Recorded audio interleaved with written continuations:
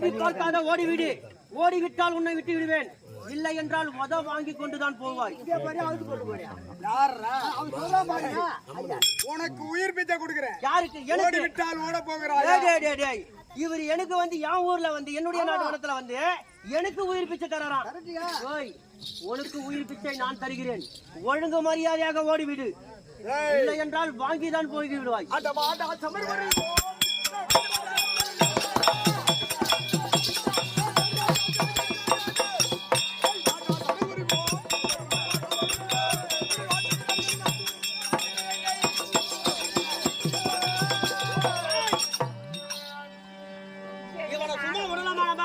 விடக்கூடாது.